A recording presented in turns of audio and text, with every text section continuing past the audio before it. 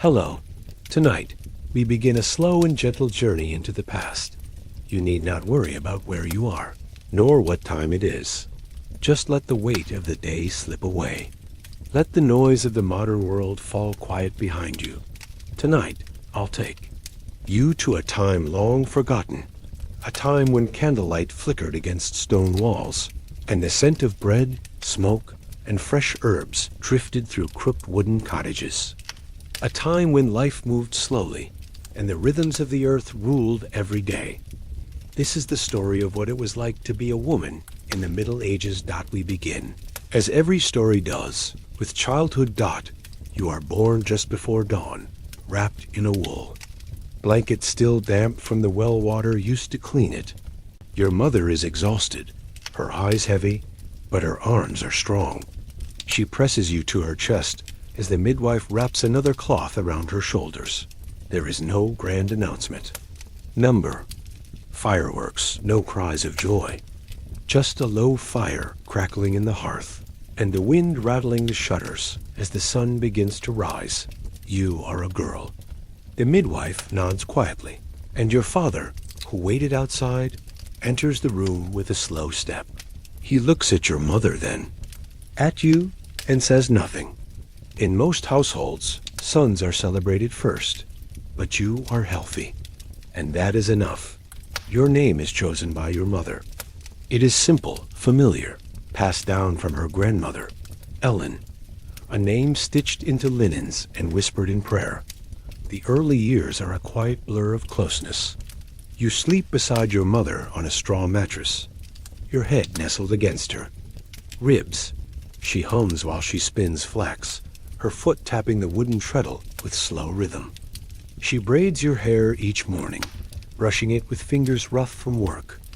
When you are old enough to walk, you learn to fetch water from the well with your older sister. You carry a small bucket, and though it splashes and sloshes, you hold it tightly with both hands. The path is muddy, the stones cold beneath your feet. By the time you are 6, you can sweep the hearth, pluck chickens, and crush herbs with a stone pestle. You know not to speak when men are talking, and to curtsy slightly when the reeve passes by. Your world is the home, the hearth, the garden, the chickens, the wash bucket. In the Middle Ages, girlhood was not defined by play, but by preparation. Every moment nudged you toward womanhood. Dolls were stitched from leftover cloth and scraps of wool, but even those had tiny aprons and baskets. Little mothers in the making. Your mother teaches you to sew. First, long stitches on scraps, then finer ones repairing socks, mending a tear in your brother's tunic. When your thread knots, she does not scold. She untangles it with a sigh and has you try again. You are told stories, not of princesses or dragons, but of saints and village women. Of Saint Bridget, who churned butter for the poor. Of your great-aunt, who bore 11 children and made soup from weeds when the harvest failed. There is laughter in your home, but it is quiet, folded into work. You laugh while kneading bread, while picking lice from your sister's hair, while whispering with your cousin behind the herb shed. In the winter, the days are short. You rise in darkness and help feed the animals. The cold stings your cheeks as you crack ice in the water bucket. Your fingers go stiff as you shell dried peas for stew. In the summer, the days are long. You collect wildflowers and dry them in bundles.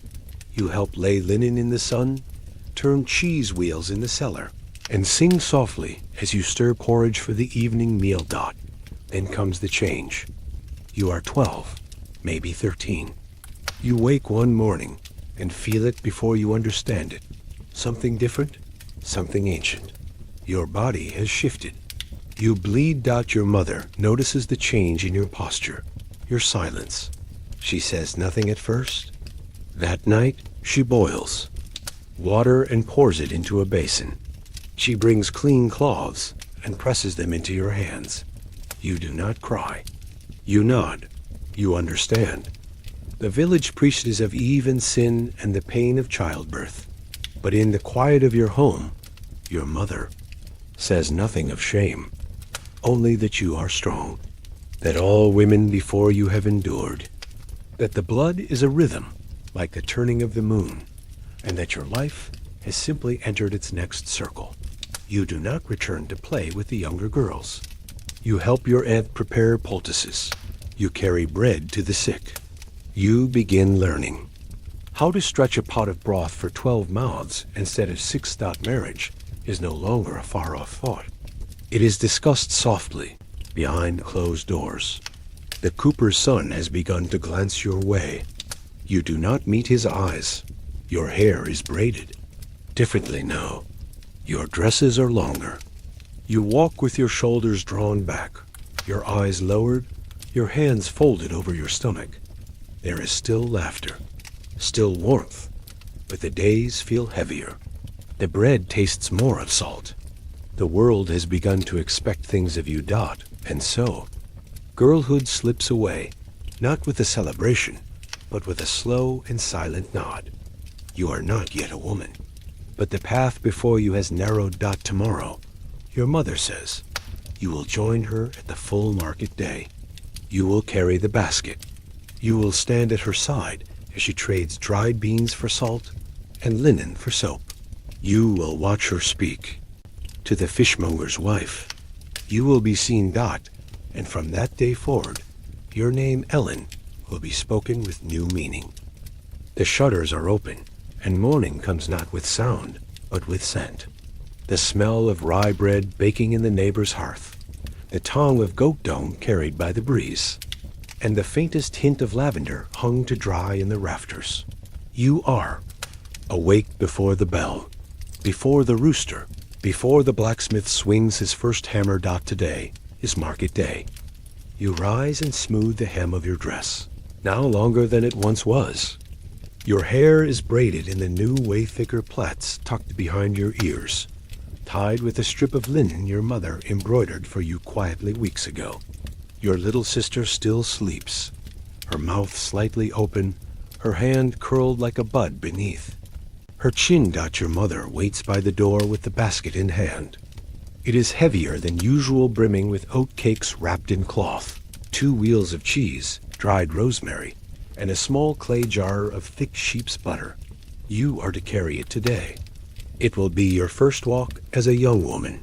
The market square is already stirring. Carts creak over the cobblestones.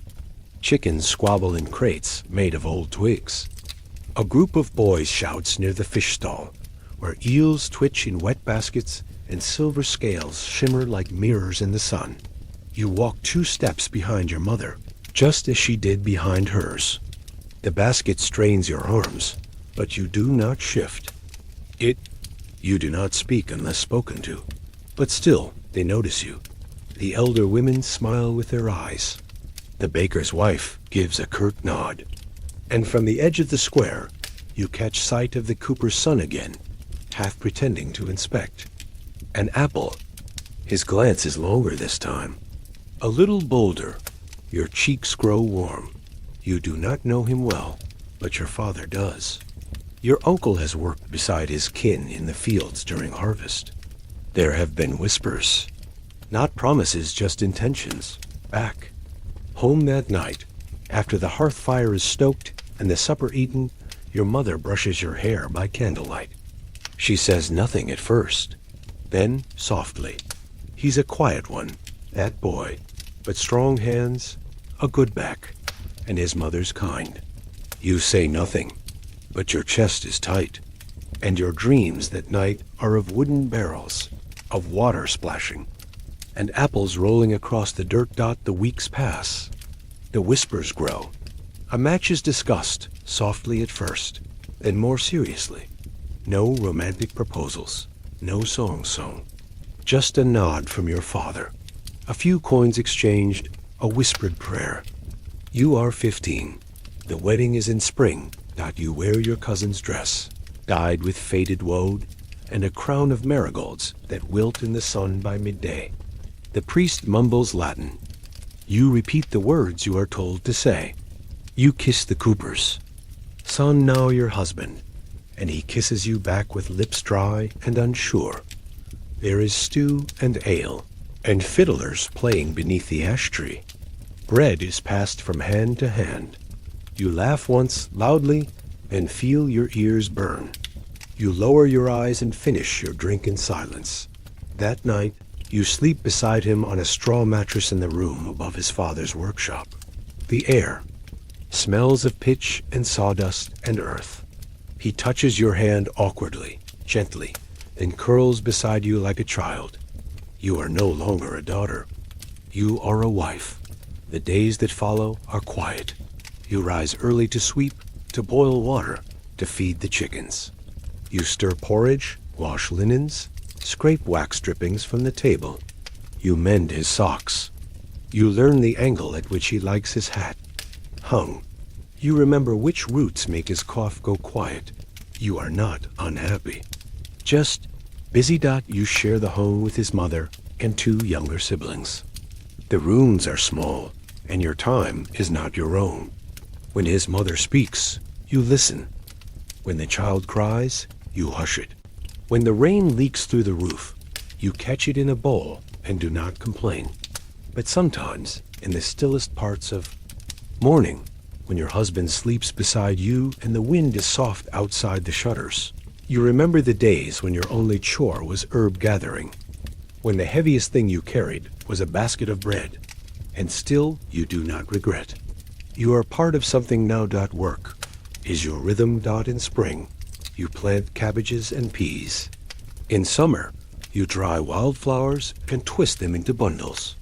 In autumn, you gather mushrooms and rub the dirt from potatoes.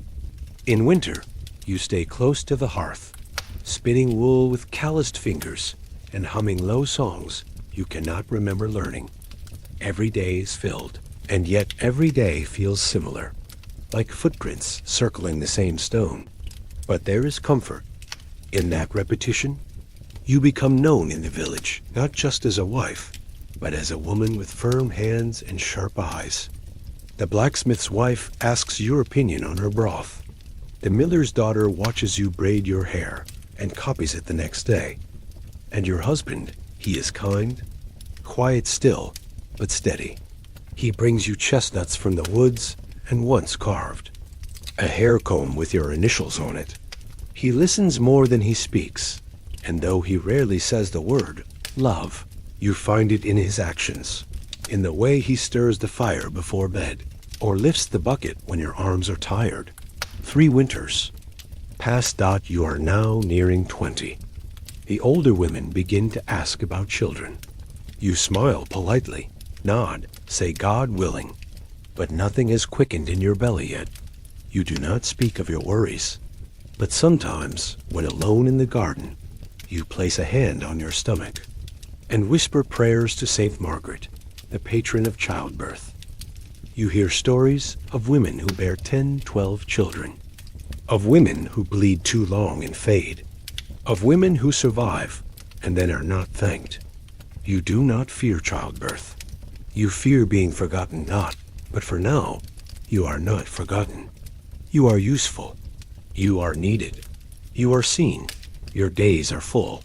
Your nights are quiet. And your life, while simple, holds dignity. You may not write your name.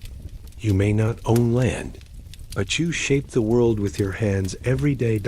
And sometimes, when you walk through the market, and a child tugs at your skirts, or when the sunlight falls just right through the linen you've hung to dry, you feel it, the weight of all the women before you, and the quiet strength passed from one to the next. You wake before the bell, before the roosters, before your husband stirs beside you. Your hands rest across your belly, not flat anymore, round, firm, full. Outside, a thin layer of frost clings to the stone walls, but the fire from last night still glows softly in the hearth. You press your feet to the cold floor slowly, carefully. Every step feels heavier than before, every breath deeper and slower. You pause in the center of the room, hand just below your ribs. You wait. A flutter, a soft, secret movement. like a fish brushing past your ankle in the river. You exhale, a small smile touching your lips. Pregnancy is not a quiet journey in a village this small. The women already know. They knew before you spoke. Your mother noticed first, as she caught your gaze lingering too long on the bread dough, or your steps faltering near the well. The baker's wife was next. Her eyes narrowed in understanding the day you refused wine at supper. The miller's daughter whispered in the market, asking if you'd been sleeping poorly or felt faint. You told no one, but word traveled fast. Now every visit, you are watched closely. Your ankles are inspected for swelling, your cheeks for a pale glow. Hands brush your back in passing, and soft questions follow you home like a gentle shadow. The midwife is called Mary. She is small, stooped with age, her fingers like twisted twigs, but her eyes sharp and steady as a hawk's. Mary arrives with her basket full of herbs and linens, bowls of boiled water, and a pouch of crushed roots. She teaches you to steep petals for strength, to drink raspberry leaf tea to soften the birth. She shows you how to bind your belly with linen strips, and to rest whenever the aching grows. Her stories are gentle, of women who labored through nights lit only by stars and candle smoke, of children born amid the scent of rosemary and wood smoke, crying into a world that was waiting. You listen, wide-eyed but calm. The fear that lingers in the village priest's sermons is absent here. Days fold into weeks. Your body changes in ways both wondrous and strange. Your feet swell, making your slippers tight and uncomfortable. You tire more easily, your back aching as the child grows heavier within. You find solace in small rituals. Morning light through the small window, casting long warm beams on the rough wooden table. The scent of dried lavender hung from the rafters. Gentle crooning of a lullaby your mother sang to you years ago. A night you dream of the child, a daughter with your eyes, a son with your father's quiet strength. But with pregnancy comes vulnerability. The village is no stranger to sickness. Hear of women lost in childbirth, of babes born silent, of fever and chills that take hold like a creeping shadow. When your own fever hits one chill night, the midwife returns swiftly, her hands steady and sure as she applies poultices of thyme and chamomile. You lie wrapped in blankets, the fire's warmth soft against your skin. Your husband sits nearby, his rough hands folded tightly, eyes distant but steady. No words are needed. The months pass slowly. Your body aches, your breasts swell, and the child within turns and stretches. You find strength in the quiet each breath, each heartbeat, each moment held in stillness. In the ahs. Afternoons, you rest by the hearth, while the village hums softly beyond the walls. The scent of peat smoke drifts in from the chimneys, the murmur of voices trading, news and laughter. The distant clatter of hooves on stone. And you feel the pulse of life in your womb. At last, the time comes. You are wet with sweat, breath shallow but steady. Mary is at your side. Her hands are calm, guiding, teaching you to breathe with the rhythm of the pain. Your husband waits outside the door, pacing the small cottage floor. The hours stretch thin and long. Then, in the quiet hush of dawn, a sharp cry breaks the silence. A baby, small, warm, and fragile.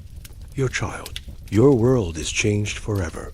You cradle the infant, wrapped in coarse linen, tiny fingers curling around your own. The exhaustion in your bones is deep, but so is a fierce love. You learn the slow art of motherhood, feeding, soothing, washing, singing soft songs. The days are long, filled with tending to the babe's needs, mending clothes, fetching water. But amidst the work, you find moments of peace. A smile from your child, the gentle sway of a cradle, the steady beat of your own heart. Yet, illness is never far. Your neighbors watch, help, and whisper prayers. Some months, the babe's cheeks flush with fever. and the midwife returns with her poultices and words of comfort.